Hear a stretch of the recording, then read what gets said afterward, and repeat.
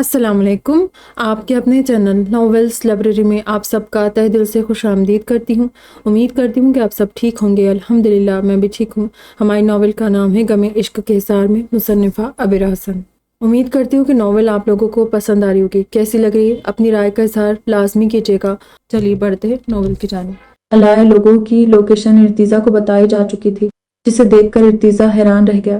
یہ ان کا ہی ایریا تھا جہاں علائے اور عفا کے ساتھ مشال، زورن صحابیہ اور اشال کو رکھا گیا تھا۔ اسے لوکیشن پر پہنچنے میں مشکل سے 10 منٹ لگنے تھے۔ تبھی ارتیزا نے اپنی ٹیم کو کال کر کے لوکیشن سینڈ کی تھی اور برق رفتاری سے سارین کے بنگلے سے باہر نکلتے ہوئے اپنی گاڑی میں زارون اور ارباز کے ساتھ سوار ہوتے ہی اس نے ہوا کی اسپیڈ سے گاڑی دوڑانا شروع کر دی تھی۔ اس کے پیچھے پیچھے سارین کے ساتھ زیب اور سیف بھی تھے۔ منٹوں میں ہی وہ اپنے مطلوبہ مقام پر پہنچ چکے تھے، مگر ان سے پہلے ہی، ان لوگوں سے پہلے ہی ان کی ٹیم کے تمام بندے بھی لوکیشن پر پہنچ گئے تھے۔ یہ ارتیزا کی الرٹ ٹیم تھی، جس کی پھرتی اور تیزی ارتیزا کی ہی ٹریننگ کا نتیجہ تھی۔ لوکیشن پر اپنے بندوں کا زال پھیلاتے ہوئے اس بار بھی انہوں نے وہی حکمت عملی اختیار کی تھی جو ہر بار وہ ایسے وقت میں اپناتے تھے۔ اپنی ٹیم کے ساتھ باہری محاذ زارون ارباز کو سنبھالنا تھا، جبکہ ارتیزا کو سارین کے ساتھ اندر جانا تھا۔ یہ کسی بنگلے کی انیکسی تھی، گان، جس کے دروازے پر ہی اپنے مخصوص لباس میں موجود اکرمہ کے کالے افریقی گارڈ کو دیکھ کر ارتیزا کے ساتھ ساریم اور جارون بری طرح چونکے تھے کہ ساریم اور زارون کی لیڈنگ میں سیف اور زیب نے بھی ان کالے افریقی گارڈ کو دیکھ لیا تھا، اور پھر ان سب نے ایک دوسرے کی طرف دیکھا تھا۔ ہر ایک کی نگاہوں میں ایک ہی تحریر موجود تھی۔ وہ سمجھ چکے تھے کہ یہ کام اکیلے فیروز کا نہیں ہے، بلکہ ان کے دشمن کی پشت پناہی اکرمہ سلطان نے کی ہے۔ اکرمہ نے ہمیں دھوکہ دیا ہے۔ اس نے فیروز کے ساتھ مل کر ہمیں باقاعدہ ٹریپ کیا تھا تاکہ ہم اس کی طرف سے لاپرواہ ہو جائیں اور سارا شک فیروز پر جائے۔ اب سمجھ آیا کہ وہ اتنی ایمرجنسی میں سعودی واپس کیوں گیا تھا۔ ارتیزا نے اپنے ہاتھ میں موجود گن کو اپنی پیشانی پر مارتے ہوئے گمبھیر لہجے میں کہا تھا۔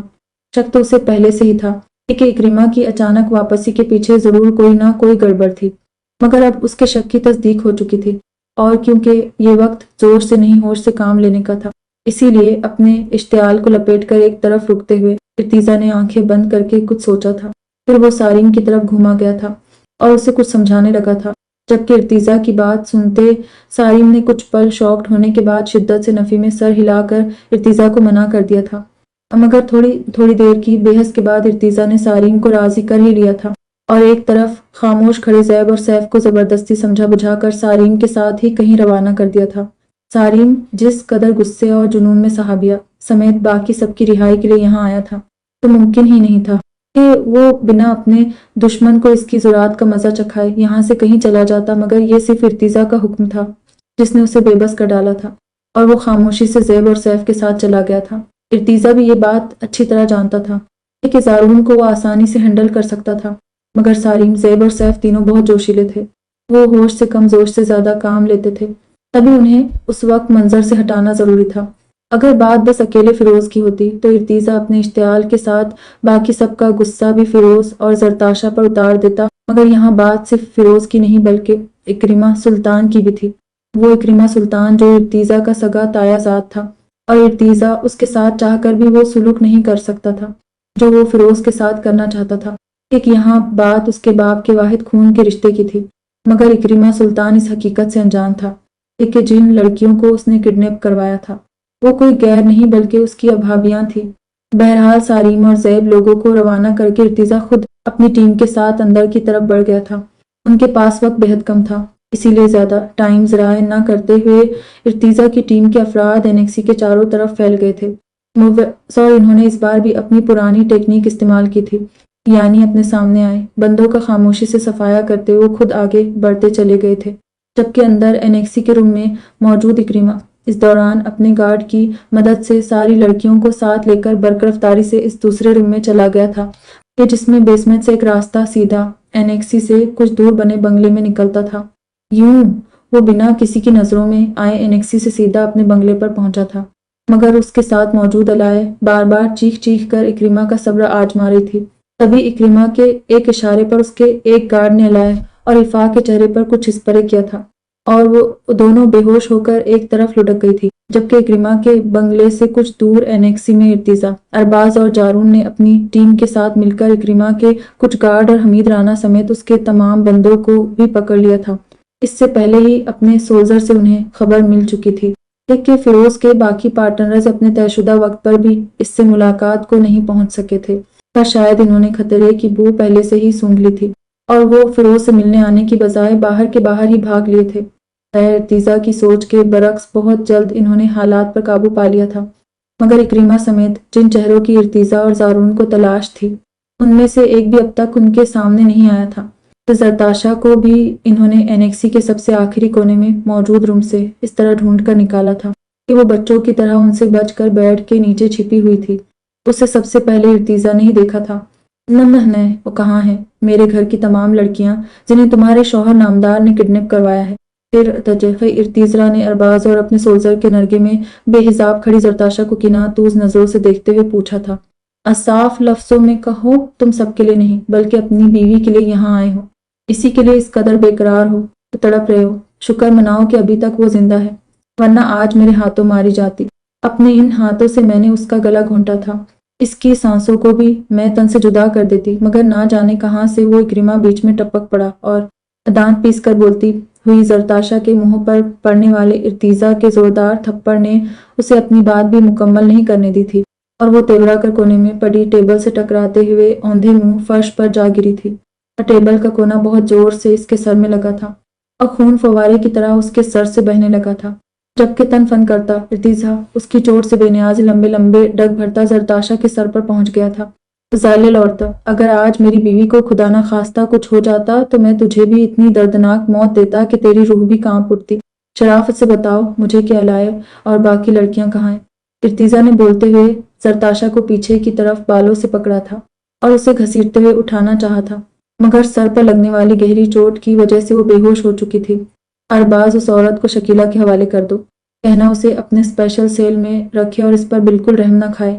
ارتیزا حقارت سے زرتاشا کو ایک طرف پھینک کر روم سے باہر نکل گیا تھا۔ اب باہر پہنچتے ہی اس نے فیروز کو اپنے بندوں کے نرگے میں پھنسا دیکھا تھا۔ وہ یقیناً بھاگنے کی کوشش کر رہا تھا، مگر پکڑا گیا تھا کیونکہ اکرمہ اسے یہاں اکیلا چھوڑ کر خود اپنے گارڈ کے ساتھ غائب ہو چکا تھا۔ ارتیزا شاہ، چھوڑ دو مجھے، اس بار تم پہلے کی طرح میرا کچھ نہیں بگاڑ سکتے، جانتے ہو کیوں؟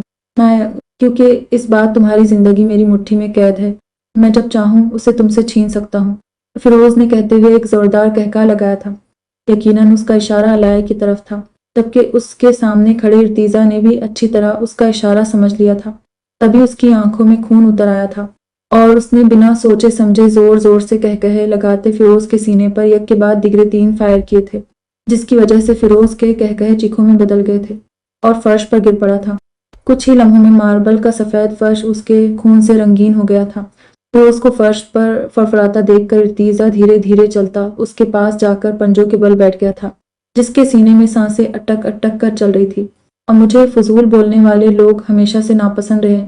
فیروز بہت چاہا تھا، بہت جبھی میں نے کہ تجھے ابھی تھوڑا اور جینے کا موقع دے دوں، مگر تو نے میری نرمی کا ناجائز فائدہ اٹھایا اور میری زندگی کو اپنی مٹھی میں قید کرنے کی کوشش کی، اس لیے تجھے اس قابل ہی نہیں چھوڑا کہ تو مجھے اور میری زندگی کو کوئی نقصان پہنچا سکے۔ یہ لیٹ ہی افسوس، اب میری جان کو تو اپنی مٹھی میں قید نہیں کر سکے گا، کیونکہ اس کے لیے تیرا زندہ رہنا بھی تو ضروری ہے۔ نام زدو نہ جو اب میں تجھے رہنے نہیں دوں گا۔ کہنے کے ساتھ ہی ارتیزا نے چوتھی اور آخری گولی فیروز کے ماتھے کے بیچوں بیچ مار کر اس قصے کو ہمیشہ کے لیے ختم کر دیا تھا۔ ہزاروں صبح میڈیا تک نیوز پہنچا دینا کہ لاہور کے سابق منسٹر فیروز راؤ نے پولیس کی حراست سے بھاگنے کے بعد خودکشی کر لی۔ ان کی خودکشی کی وجہ اتنے دنوں سے ہو رہی ان کی بدنامی اور اپنے پولیٹیکل کیریئر کی تباہی بتائی جا رہی ہے۔ لاہور پولیس ابھی پورے معاملے کی چھان بین کر رہی ہے۔ ارتیزا نے افسوس کرنے والے انداز میں کسی پروفیشنل نیوز کاسٹر کی طرح زارون کو پوری خبر سنائی تھی اور اپنی ٹیم کو لاش ٹھکانے لگانے کا اشارہ دیا تھا۔ تبھی گولیوں کی آوازیں سن کر انیکسی کے باہر موجود ساحر شیرازی کے وہ سولجر بھی اندر چلے آئے تھے کہ جو پہلے سے یہاں علائے اور رفاع کی سیکیورٹی کے لیے موجود تھے۔ وہ ساحر شیرازی کی کال پر کچھ دیر پہلے انیکسی سے باہر گئے تھے، مگر اب اندر آتے ہی انہوں نے ارتیزا کو سیلیوٹ کیا تھا اور ارتیزا نے سر ہلاتے ہوئے ان کے سیلیوٹ کا جواب دیا تھا۔ گردین، لڑکیاں کہاں ہیں؟ ارتیزا نے چاروں طرف متلاشی نظروں سے دیکھتے ہوئے اس بار ان سولجر سے پوچھا تھا۔ असर आपकी आमद के साथ ही गोलियों की आवाज सुनकर वो लोग सब लड़कियों को यहाँ से निकाल कर अंदर बंगले में ले जा चुके हैं। जिन्हें एक सोल्जर ने इक्रिमा को अपने तमाम गार्ड के साथ बेसमेंट के जरिए बंगले में भागते देख लिया था। तभी उसने इर्तिजा को फौरन बता दिया था और इर्तिजा चौंक कर एनेक्सी की खिड़की के सामने मौजूद इस बंगले को देखने लगा था। और फिर वो सब एनेक्सी से निकल कर अपनी टीम के साथ बंगले की तरफ बढ़ गए थे और चारों तरफ देखते हुए अंदर दाखिल हो गए थे। खुश आमदीद इर्तिजा, मैं तुम्हारा ही इंतजार कर रहा था। भी इर्तिजा, जारून और अरबाज अंदरूनी हाल से आगे की तरफ बढ़ ही रहे थे तो कि अचानक इक्रिमा की गूंजदार भारी आवाज पर इन्होंने चौंक कर आवाजों के ताकुब में देखा। हाल के एक कोने से अपनी मंजिल के लिए सीढ़ियां जा रही थी। गमेन जिस एक साइड पर लगी गल पर कोहनियां टिकाए उन्हें मुस्कुराती नजरों से देखता वो इक्रिमा ही था, जिसे देख देख कर इर्तिजा ने लब भेंच कर शोले बरसाती नजरों से उसे घूरा था। तो ये है तुम्हारा असली रूप जिसे तुम उस दिन मुझसे छुपा कर मिलने आए थे। अमेजिंग बनाने वाले ने जैसे हम दोनों को एक ही सांचे में रखकर बनाया है, बल्कि दोनों को नहीं तीनों को। मेरे बड़े भाई एहजम सुल्तान भी बिल्कुल मेरे जैसे ही हैं। यानी हम तीनों को कोई एक साथ देख ले तो अपनी आंखों पर यकीन नहीं कर सकेगा कि हम एक जैसे चेहरे वाले तीन अलग अलग लोग हैं।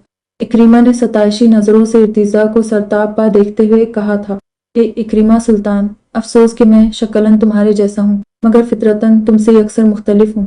मैं तो तुम्हें खासा समझदार, बेखौफ और बहादुर आदमी समझा था, मगर तुम तो चूहों की तरह बुज़दिल निकले। तब अपने नापाक अजाइम पूरे करने के लिए तुमने औरतों के कंधों का सहारा लिया। आप चिप्यार, इर्तिजा ने नीचे उतरते हुए इक्रिमा को देखकर गुस्से से कहा था। मान, तो तुमने सुना होगा इर्तिजा के अक्सर शिकारी बड़ी मछलियों को घेरने के लिए कांटे में मछली की पसंदीदा खुराक लगाकर उसको अपने तई दावत देते हैं कि आओ और हमारे शिकंजे में फंस जाओ। तो फिर बेचारी मछली अपनी पसंदीदा खाने की बू सूंघते हुए शिकारी के पास आती है और इसके जाल में फंस जाती है। फिर शिकारी निहायत बेरहमी से उसे पानी से खींचकर निकालने के बाद तड़पने के लिए एक तरफ छोड़ देता है। मैंने भी बस यही हिकमत अमली इख्तियार करके तुम समेत सारी बड़ी मछलियों को अपना शिकार कर लिया। मैंने तुम्हें तुम्हारे भाइयों और उनकी बीवियों को फिरोज के जरिए अपने जाल में फंसाया और तुम बड़ी आसानी से अपनी पसंदीदा खुराक की वो सूंघते हुए मेरे बिछाए जाल में आ फंसे। तो तुम्हारी तड़प का नजारा करके मेरा दिल किस कदर खुश हो रहा है, तुम उसका अंदाजा भी नहीं कर सकते। आखिर इक्रिमा सुल्तान को धोखा देने की कुछ सजा तो तुम्हें मिलनी चाहिए थी। सारिम नजर नहीं आ रहा वो कहाँ है? कि फिरोज के बंदों को इससे मिलने का बहुत शौक हो रहा था। वैसे तुम्हें मेरा थैंक्स करना चाहिए। मेरी वजह से तुम अपने एक दुश्मन को अपने रास्ते से बड़ी सफाई से हटा चुके हो। अब दुनिया फिरोज की खुदकुशी पर आसानी से यकीन कर लेगी। सफेद टी शर्ट पर ब्लू जिंजर जे वेतन के इक्रिमा मुस्कुराकर बोलता हुआ नीचे चला आया था और इर्तिजा के सामने आ खड़ा हुआ था। इक्रिमा के पीछे पीछे एक ग्रुप की सूरत उसके काले अफ्रीकी गार्ड भी नीचे आ चुके थे। जारून ने हैरत से उन गार्डर्स को देखा था। ना जाने इक्रिमा सुल्तान के पास कितनी सिक्योरिटी थी कि अभी इतने गार्ड को इन्होंने एनेक्सी में पकड़ा था और अब इससे दुगुने इक्रिमा के साथ मौजूद थे। और तुम अगर बीच में ना भी आते तब भी हम बहुत सफाई से अपने दुश्मन का खात्मा कर देते इक्रिमा। इसलिए तुम्हें थैंक्स कहना बनता तो नहीं। और रही बात धोखे की, तो तुम्हें हमने कोई धोखा नहीं दिया। तो तुम जिन नापाक इरादों से हमारे मुल्क में दाखिल होकर अपने घिनौने अजाइम को पूरा करना चाहते थे, हम तुम्हें बस उनसे रोकना चाहते थे। वरना तुम्हें फैसाना और धोखा देना ही हमारा मकसद होता। तो अपने मलिक की लड़कियों को खरीद कर बाहर स्मगल करने के जुर्म में तुम पर ढेरों चार्जेस लगाकर अब तक जेल की सलाखों के पीछे पहुंचा चुके होते। मगर ये सिर्फ अपने मुल्क में किसी दूसरे मुल्क से आए बंदे की इज्जत का ख्याल ही था जिसने हमारे हाथों को बांध दिया था। यकीन करो इक्रिमा सुल्तान, अपनी बहन के मुतालिक इस कदर गिरी हुई बातें सुनने के बाद हम तुम्हें बिना मोहलत दिए सीधा कब्र में उतार देते, लेकिन ये हमारी शराफत है। तो जो अब तक तुम ना सिर्फ सर उठाकर हमारे सामने मौजूद हो बल्कि अपने पैरों पर भी सही सलामत खड़े हो। तो मगर अब बस हमने तुम्हारा बहुत लिहाज कर लिया है। तुम्हें शायद इज्जत रास नहीं आई जो तुमने इस कदर गिरी हुई हरकत करके अपनी मौत को खुद आवाज़ दी है। ये जवाब जारून ने इक्रिमा को दिया था, जिसे सुनकर वो ना जाने क्यों एक बार फिर मुस्कुरा दिया था। और तुम्हें लगता है कि इक्रिमा सुल्तान कोई राह चलता आवारा गुंडा या चोर उचका है जिसे तुम्हारे मलिक की पुलिस कोई भी उल्टा सीधा चार्ज लगाकर अरेस्ट कर लेगी और मैं खामोश बैठा तमाशा देखता रहूंगा। जारून शाह, ध्यान से मेरी बात सुनो। मैं इक्रिमा सुल्तान हूँ, एक इंटरनेशनल बिजनेस टाइकून। हम जैसे लोगों के दम पर ही मलिक की सरकार, पुलिस, यहाँ तक कि माफिया भी फलती फूलती और पनपती है। मेरे गिरेबान पर हाथ डालना इतना आसान नहीं जितना तुम समझ रहे हो। अब मुझे जेल में डालने की बात करते हो। अब मेरे एक इशारे पर पुलिस ही नहीं, तुम्हारे मलिक की आर्मी भी मुझे बाइज्जत तरीके से मेरे मलिक की सरजमीन पर छोड़कर आएगी। अभी की ही मिसाल ले लो, कैसे मैंने रातों रात तुम्हारे ही मलिक के एक नामवर मिनिस्टर की मदद से बड़ी आसानी के साथ तुम्हें ये यकीन भी दिला दिया कि मैं अब तुम्हारे मुल्क में मौजूद ही नहीं हूँ। तुम जैसे स्पेशल डिपार्टमेंट वाले तक मेरा झूठ नहीं पकड़ सके। बड़ी ही आसानी से मैंने तुम लोगों को बेवकूफ़ बना दिया। इकरिमा ने तमसखर से हंसते हुए एक कड़वा सा जारून और इर्तिजा के सामने रखा, जिसे सुनकर इन दोनों ने लब भेंच लिए थे। वो तो साफ दुख ही रहा है।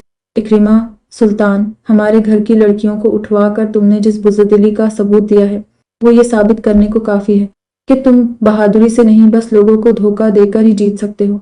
मगर हम यहाँ तुमसे ये सब डिस्कस करने नहीं आए हैं।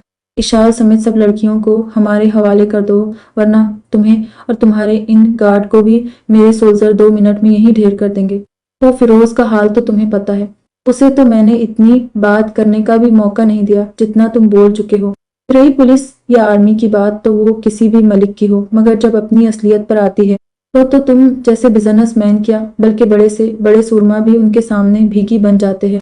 इसीलिए हमें भी तुम अपनी असलियत दिखाने पर मजबूर मत करो और शराफत के साथ हमें बता दो कि तुमने लड़कियों को कहाँ रखा है।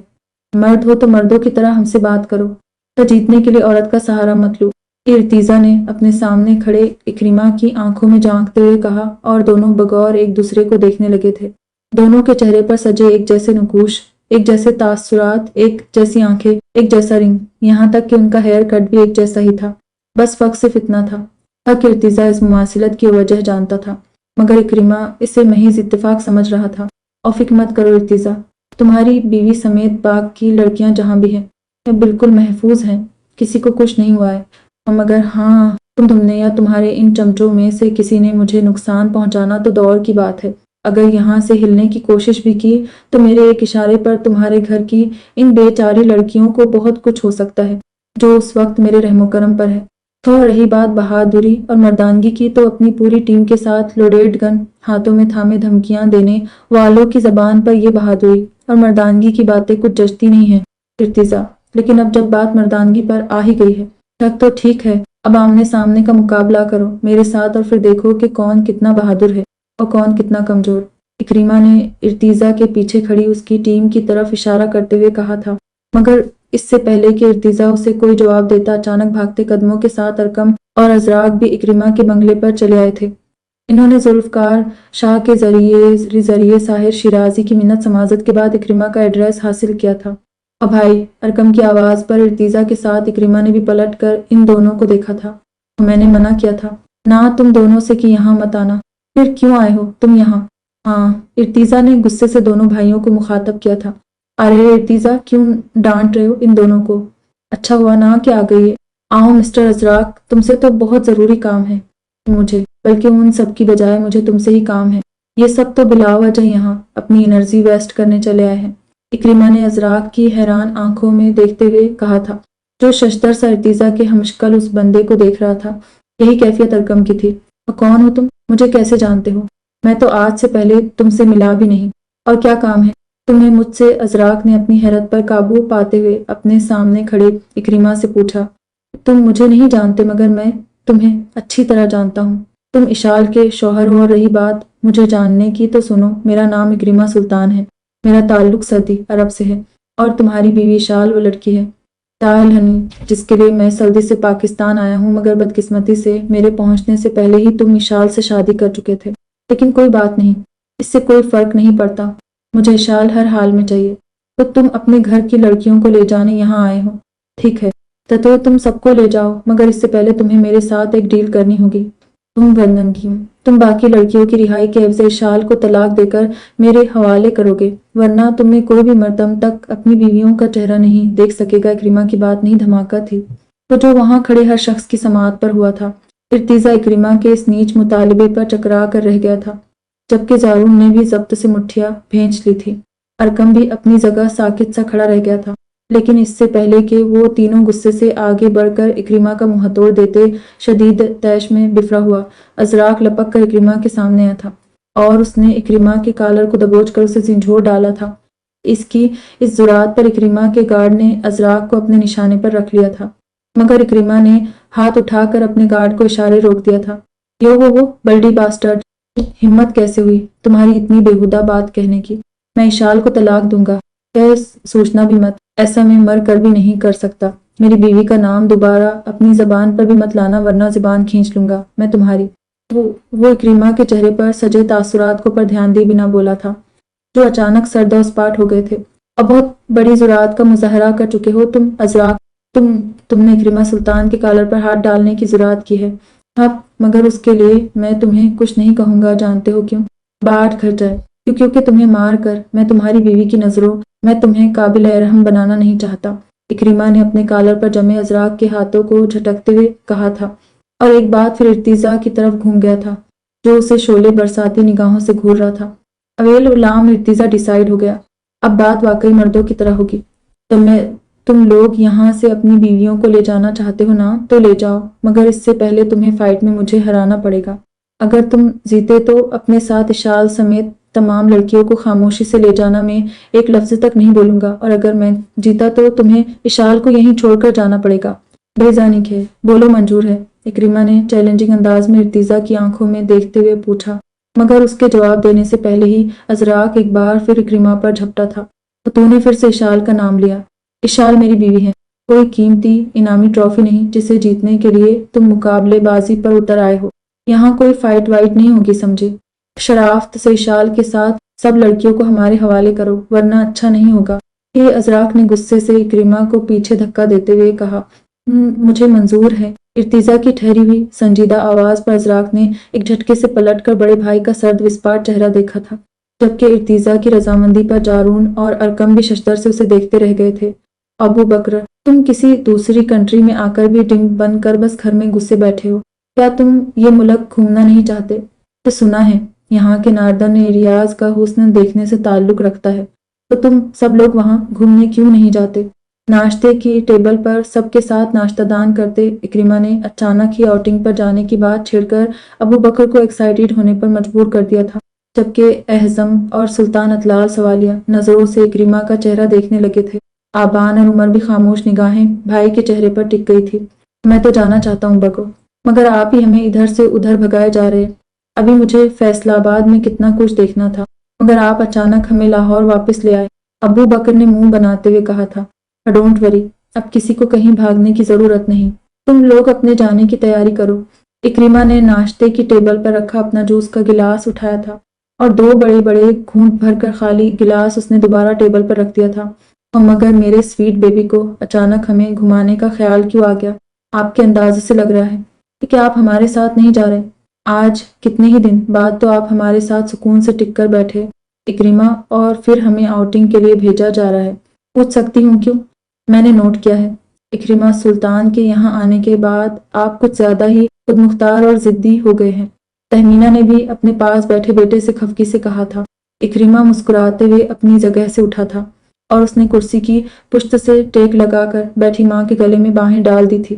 اور بس اس بار معاف کر دی مما، اس کے بعد آپ کو شکایت کا موقع نہیں دوں گا، آئی پرومس۔ دیکھے نا، اپنا ابو بکر جب سے یہاں آیا ہے اس کے کیمرے کو زنگ لگ گیا ہے، تو کچھ شوٹ ہی نہیں کیا اس نے، اسی لیے میں چاہتا ہوں کہ آپ لوگ کسی اچھی جگہ کو وزٹ کر کے آئیں۔ ابو بک میں بکر یہاں پر نیچر کی بیوٹی کو اپنے کیم میں کیپچر کرے تاکہ ہم سب گھر پہنچ کر یہاں گزارے ان مومنٹس کو یاد کر سکے۔ اکریمہ نے ماں کو سمجھانے کے ساتھ ساتھ تہمینہ کی پیشانی چوم کر انہیں منانے کی بھی کوشش کی تھی، جس پر تہمینہ نے نہال ہوتے ہوئے خود بھی بیٹے کی پیشانی چومنے کے ساتھ چٹا چٹ اس کے گال بھی چوم ڈالے تھے۔ ویسے بھی وہ اپنے باقی بچوں کے مقابلے اکریمہ سے بہت زیادہ پیار کرتی تھی، جس پر عمر اکثر ان سے خفا بھی ہو جاتا تھا، مگر اپنی سب سے بڑی اولاد ہونے کی وجہ سے انہیں اکریمہ سے گہرا قلبی لگاؤ تھا۔ جبکہ ماں کو منانے کے بعد اکریمہ نے فوراً سے پیشتر اپنے روم کا رخ کیا تھا۔ اس نے جان بوجھ کر باپ کے چہرے پر نظر ڈالنے کی کوشش نہیں کی تھی، کیونکہ ابھی وہ فی الحال ان کے کسی بھی سوال کا جواب یا وجاہت دینے کے موڈ میں نہیں تھا۔ مگر کچھ ہی دیر میں آبان اور سلطان اطلال خود ہی اس کے روم میں چلے آئے تھے۔ اکریمہ، یوں اچانک ہمیں بھیجنے کا خیال تمہیں کیوں آیا؟ تو تمہارے اس فیصلے کے پیچھے کون سی وجہ ہے؟ کیا میں جان سکتا ہوں؟ اپنے بیڈ پر بیٹھے اکریمہ کے سامنے کھڑے سلطان اطلال نے آبان کے لفظوں کو زبان دے دی تھی۔ आबान भी इकरीमा से यही पूछने उसके रूम में आया था। कुछ खास नहीं बाबा, जिस काम के लिए हम यहाँ आए थे, आज उसके पाया तकमील तक पहुँचाने का दिन है। आपसे किया हुआ वादा आज मैं पूरा कर दूंगा। इसी काम के सिलसिले में आज मुझे कुछ लोगों से मिलना है, जिन्हें मैं आपके सामने बुलाना मुनासिब नहीं समझता। फिर शकीक का भी मसला है कि मुझे उनके रुबाब को वापस इन्हें लौटाना है।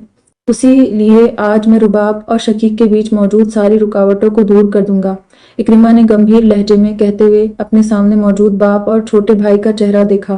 सुल्तान अतलाल इससे पूछना चाहते थे कि वो आज ऐसा क्या करने वाला था जिसके बाद रुबाब और एहजम के बीच मौजूद तमाम रुकावटें दूर हो जाएंगी, मगर फिर कुछ सोचकर वो चुप हो गए थे और खामोशी से आबान को खा के लहद बाहर निकल गए थे।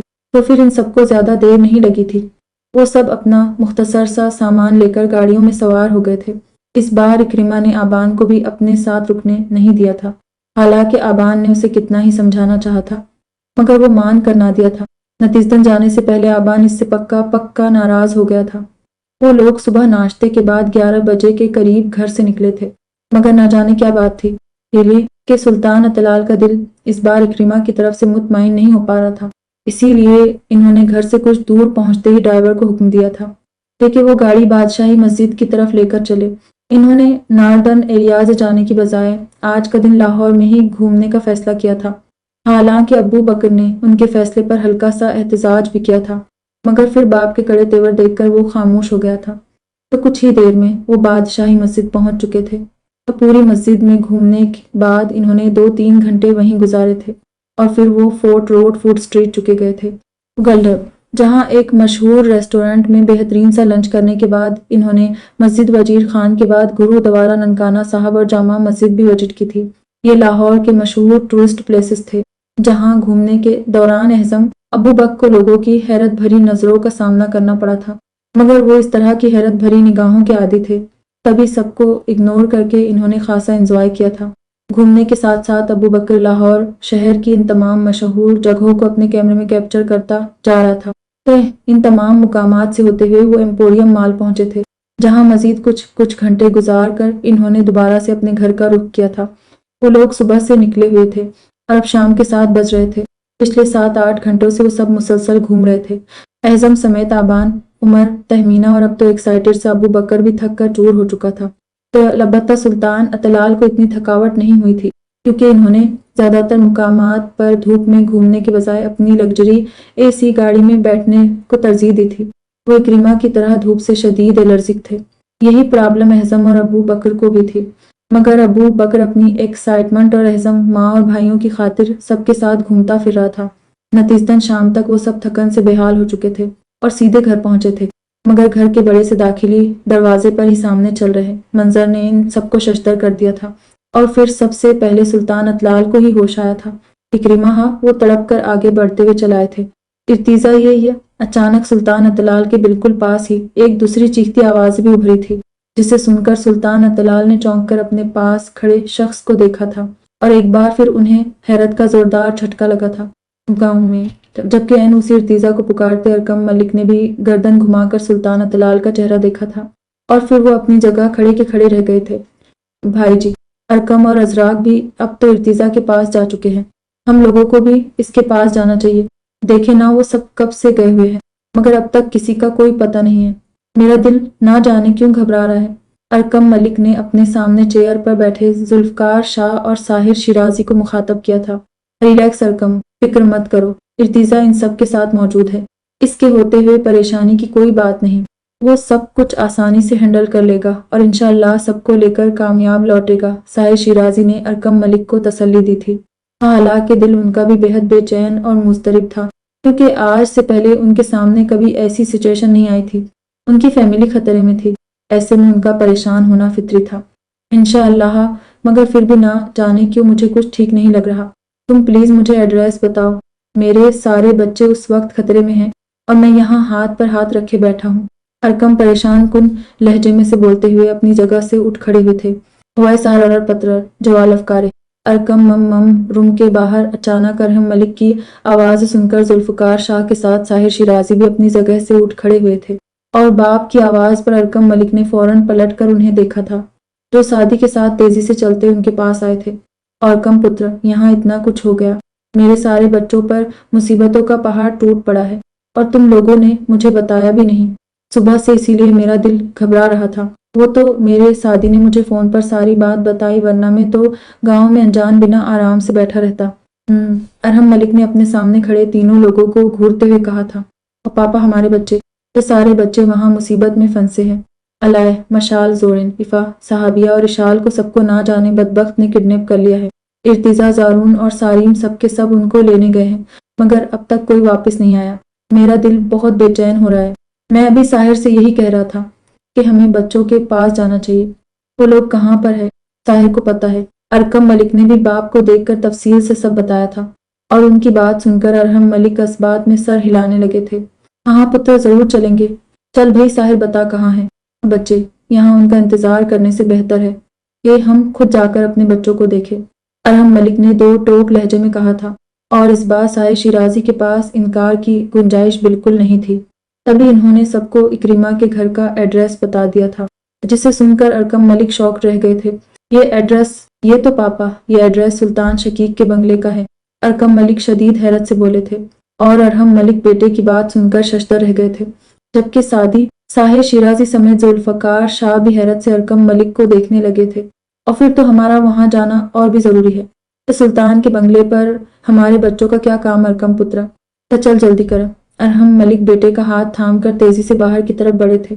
ساحر شیرازی، سعدی اور ذوالفقار شاہ نے بھی ان کی تقلید کی تھی۔ باہر ہی انہیں ایک طرف صوفے پر پریشان سی بیٹھی نغمہ نا بھی مل گئی تھی، جو ہاتھ میں موجود تسبیح پر کچھ پڑھ رہی تھی۔ ساحر شیرازی اور ذوالفقار شاہ انہیں اپنے جانے کا بتا کر تسلی دلاسے دیتے ہوئے گھر سے باہر نکل گئے تھے۔ ساریم کے بنگلے کے باہر بھی ساحر شیرازی نے ٹائٹ سیکیورٹی رکھی ہوئی تھی۔ یہ سلطان کون ہے؟ پاپا، میں نے پہلی بار یہ نام سنا ہے۔ گھر سے باہر نکلتے ہی ذوالفقار شاہ نے خود سے آگے چلتے ارحم ملک سے پوچھا تھا۔ سلطان میرے ارکم کا سگا بھائی ہے۔ زوال افکارے، گاڑی میں بیٹھ، پھر سب بتاتا ہوں۔ ارحم ملک کے جواب نے ذوالفقار شاہ کو جو جواب دیا تھا، اس نے انہیں اچانک ساکت سا کر دیا تھا، مگر پھر وہ ارحم ملک کی تقلید میں سب کے ساتھ سعدی کی گاڑی میں بیٹھے تھے، اور 10 منٹ کے راستے میں ارحم ملک نے مختصراً سلطان اطلال کے بارے میں ان سب کو بتا دیا تھا، جسے سن کر سعدی، ذوالفقار شاہ اور ساحر شیرازی تینوں اپنی اپنی جگہ شاکڈ سے بیٹھے رہ گئے تھے۔ یعنی ارکم کا سوتیلا بھائی اولبینو ہے۔ ہمارا ارتضا اپنی جس بیماری کی وجہ سے سالوں سروائیو کرتا رہا، اس کی یہ بیماری خاندانی ہے؟ کافی دیر بعد ساحر شیرازی نے بے یقینی سے پوچھا۔ ہاں پترا، ارتضا کی یہ بیماری خاندانی ہے، مگر میرے ارکم کو اس بارے میں پتہ ہی نہیں تھا۔ اگر پتہ ہوتا تو ماضی میں جو کچھ ہوا وہ کبھی نہ ہوتا، اور آج عادیہ بھی زندہ سلامت ہمارے بیچ موجود ہوتی۔ مگر خیر جو ہوتا ہے اللہ کی مرضی سے ہوتا ہے۔ رادیہ کے نصیب میں ایسے ہی موت آنی لکھی تھی۔ بس دکھ یہ ہے کہ وہ بہت کمر لکھوا کر لائی تھی، اپنی اولاد کی بھی کوئی خوشی اسے دیکھنی نصیب نہیں ہوئی۔ ارحم ملک نے اپنی نم ہوتی آنکھوں کو صاف کرتے ہوئے کہا تھا۔ ارکم ملک بھی باپ کی بات سن کر ندامت سے چور ہوتے ہوئے خاموش بیٹھے تھے، جبکہ ارحم ملک کی آخری بات پر ساحر شیرازی کی نگاہوں کے سامنے اپنی پہلی محبت اور عزیز از جان بیوی نگار کا چہرہ گھوم گیا تھا۔ وہ بھی تو رادیہ کی طرح ہی کم عمری میں اس دنیا سے چلی گئی تھی، اور اپنے بچوں کو پروان چڑھتے بھی نہیں دیکھ پائی تھی۔ آجردگی سے سوچتے ہوئے ان کی نگاہوں میں بیوی کے ساتھ اسی سے ملتا ہوا ایک دوسرا چہرہ بھی گھوم گیا تھا، مگر پھر سر جھٹک کر انہوں نے اس کے خیال کو بھی اپنے ذہن سے جھٹک دیا تھا، اور تبھی گاڑی ایک جھٹکے سے ایک خوبصورت سے وسیع وارث بنگلے کے سامنے رکی تھی، جسے دیکھ کر وہ سب چونک کر گاڑی سے باہر نکلے تھے۔ گاڑی سے نکلتے ہی سب سے پہلے بھاگتے قدموں سے آگے بڑھنے والے ارکم ملک ہی تھے۔ جلدی جلدی میں انہوں نے دھیان بھی نہیں دیا تھا کہ بنگلے کے پورچ میں اس وقت کافی ساری گاڑیاں پارک تھیں۔ وہ تیزی سے آگے بڑھتے ہوئے بنگلے کے داخلی دروازے پر پہنچے تھے، جہاں پہلے سے کافی لوگ کھڑے تھے۔ دروازے پر پہنچتے ہی ان کی نظر اندر حال میں چلتے منظر پر پڑی تھی، اور وہ حیران و ششدر رہ گئے تھے۔ سامنے ہی شرٹ لیس ارتضا اپنی ہی جیسی جسامت اور اپنی ہی جیسی سفید براق رنگت والے کسی لڑکے کے ساتھ فائٹ کر رہا تھا۔ دونوں ایک دوسرے کے ساتھ گھتم گتھا تھے کہ اچانک ان کے پاس کھڑا ایک شخص زور سے چلایا تھا، اکرمہ! ہاں ہاں! اس شخص کے چیختے ہی ارتضا سے لڑکا چونک کر رکا تھا، مگر ارتضا نے پھر بھی اسے مارنے کے لیے اپنا ہاتھ اٹھایا تھا۔ تبھی ارکم ملک بھی زور سے چیخے تھے۔ اے ارتضا! یہ اس بار ساکت ہونے کی باری ارتضا کی تھی۔ اکرمہ کو مارنے کے لیے اٹھا، اس کا ہاتھ ہوا میں ہی معلق رہ گیا تھا، اور اس نے چونک کر باپ کی طرف دیکھا تھا۔ तभी बेटे को रुकते देखकर अरकम मलिक ने अपने पास खड़े शख्स पर नजर डाली थी और फिर जैसे ज़मां और मकान उनकी निगाहों के सामने घूम कर रह गए थे, तो सुल्तान शकीक अरकम मलिक के लबों ने बेआवाज जुम्बिश की थी। ए हेवन! सुल्तान अतलाल भी बेयकीनी से उन्हें देखते हुए बोले। तब तक अरहम मलिक सादी, साहिर शिराजी और जुल्फकार शाह भी उनके पास चले आए थे। सबने ही दरवाजे पर खड़े सुल्तान अतलाल को देख लिया था, जबकि तहमीना समेत सुल्तान साहिब के बच्चों ने अरकम मलिक को देख लिया था। और अरहम मलिक के सिवा वो सभी लोग हैरत से कभी सुल्तान अतलाल तो कभी अरकम मलिक को देखने लगे थे। सुल्तान शकीक में समय आपका भाई अजबी बलहन, मैं अपने माँ बाबा के साथ मरा नहीं था।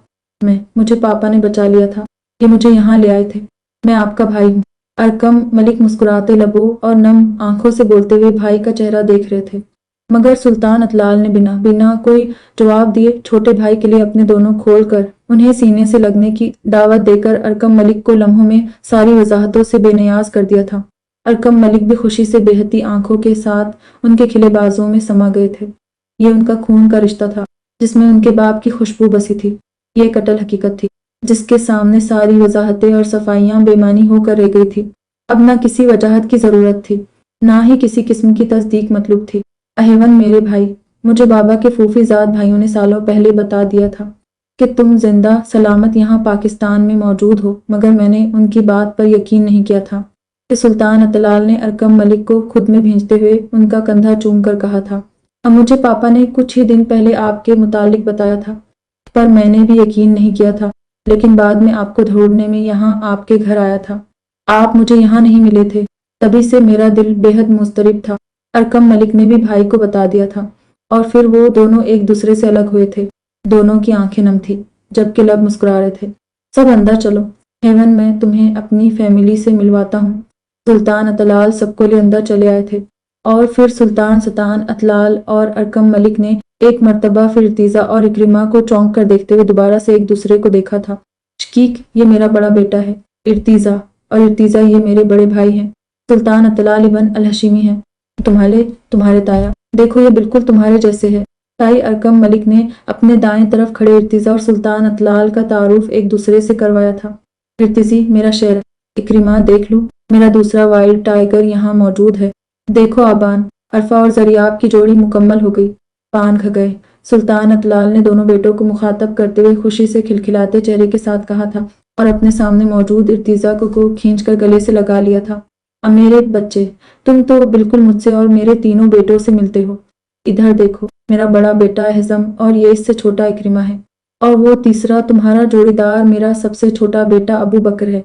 सुल्तान अतलाल ने खुद ही अपने बेटों का तारुफ इर्तिजा से करवा दिया था और दरवाजे पर खड़े एहजम, उमर और आबान के पास खड़ा अबू बकर भी शशदर सा इर्तिजा को देख रहा था। अबू बकर जैसी हैरत अंदर इर्तिजा के पास खड़े अरकम और अजराक की निगाहों में फैली हुई थी। वो दोनों अचानक अपने अरबी ताया समेत उनके खानदान को देखकर शौक रह गए थे।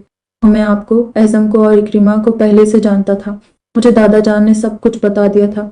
फिर से इर्तिजा ने अपने कंधे पर हाथ फैलाकर खड़े ताता और बाप का चेहरा देखते हुए संजीदगी से कहा था, वो अच्छा, तो तुमने इक्रिमा को ये सब क्यों नहीं बताया, और तुम जब सब जानते थे तो दोनों यहाँ ये फाइट क्यों कर रहे थे? तो सुल्तान अतलाल ने नासमझी से इक्रिमा और इर्तिजा को देखते हुए पूछा।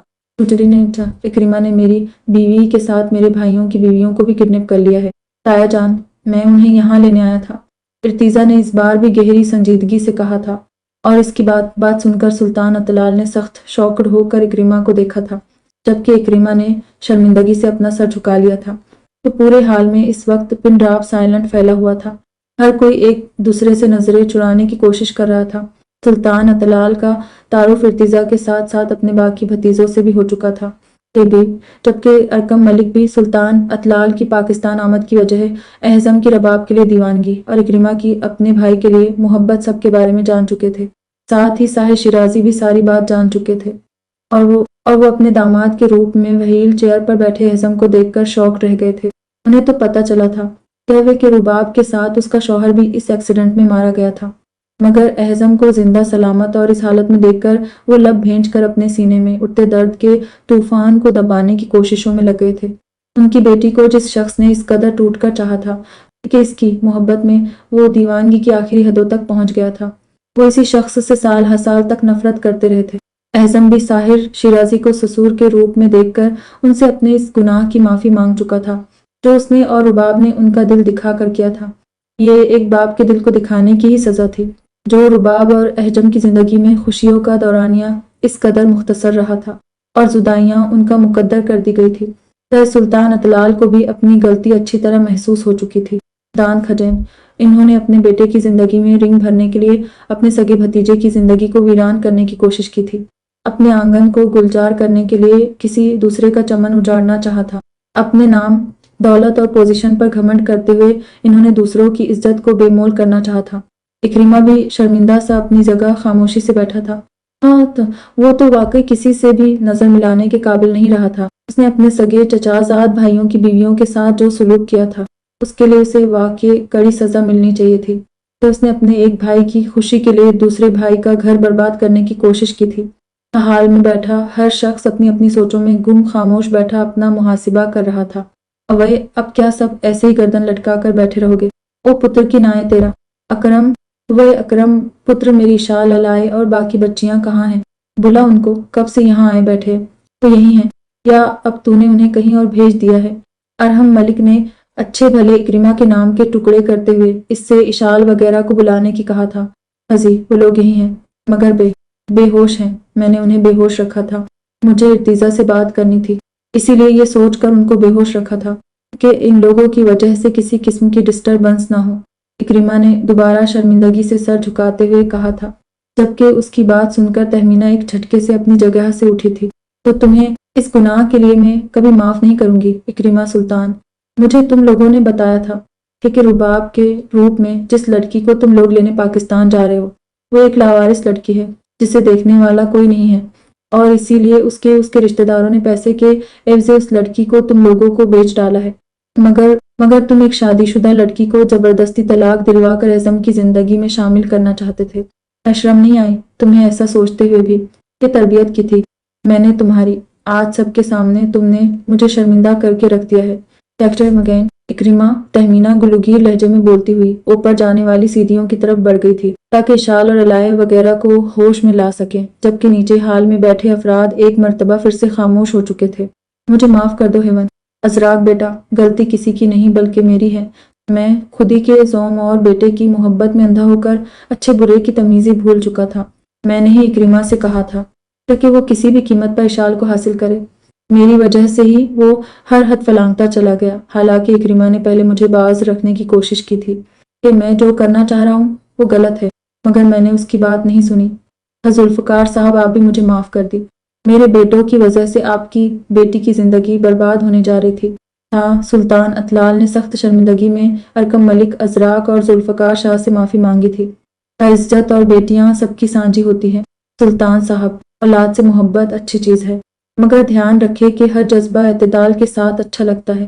اولاد سے بے تحاشا لاڈ پیار اس کے بگاڑ کا سبب بنتا ہے، خاص کر بیٹے کے لیے یہ احتیاط لازمی کرنی چاہیے کیونکہ وہ آپ کی نسل کا امین ہوتا ہے۔ اور پھر یہ بھی تو سوچے کہ آپ کی اولاد بھی آپ کے پاس اللہ کی امانت ہے جس کے آپ سے سوال کیا جائے گا۔ تو دنیا میں بھی اپنے مومن بندوں کو اللہ انہی دو چیزوں یعنی مال اور اولاد کے ذریعے آزماتا ہے۔ آپ شکر کرے کہ اللہ نے آپ پر کرم کیا اور آپ کو بروقت سنبھلنے کا موقع مل گیا، ورنہ ان معاملات میں اللہ کی پکڑ بڑی سخت ہوتی ہے۔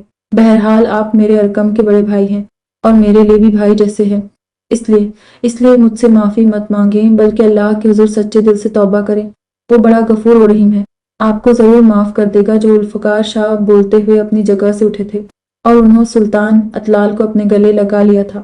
شرمندہ سے سلطان اطلال نے بھی گرمجوشی سے ذوالفقار شاہ کی محبت کا جواب محبت سے دیا تھا۔ وہ ان کی باتیں سن کر حقیقتاً نادم ہو گئے تھے۔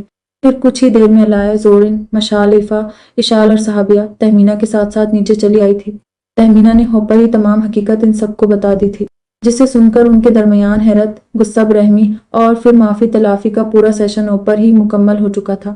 تبھی وہ سب نیچے آتے ہی نارمل سے انداز میں سب کو سلام کرتی ہوئی ایک طرف جا کھڑی ہوئی تھی، جبکہ اشال اعظم کو دیکھتے ہی ایک طرف صوفے پر بیٹھے جارون اور ازراق کے پیچھے چھپ گئی تھی۔ اس کی یہ حرکت اعظم سے مخفی نہیں رہی تھی۔ ڈرو مت اشال، تمہارا گناہ گار اکرمہ نہیں بلکہ میں ہوں، تو ہو سکے تو ہم دونوں بھائیوں کو معاف کر دینا، ہمیں نہیں پتا تھا کہ ہم انجانے میں اپنے ہی بھائی کا گھر برباد کرنے جا رہے تھے۔ احزم نے بھی شرمندگی سے کہتے ہوئے دونوں ہاتھ جوڑ کر اشال سے معافی مانگ لی تھی، اور اشال نے الجھن بھری نظروں سے ازراق اور جارون کی طرف دیکھا تھا، مگر ان دونوں نے اسبات میں سر ہلا کر گویا اسے احزم کو معاف کرنے کا اندیا دے تھا۔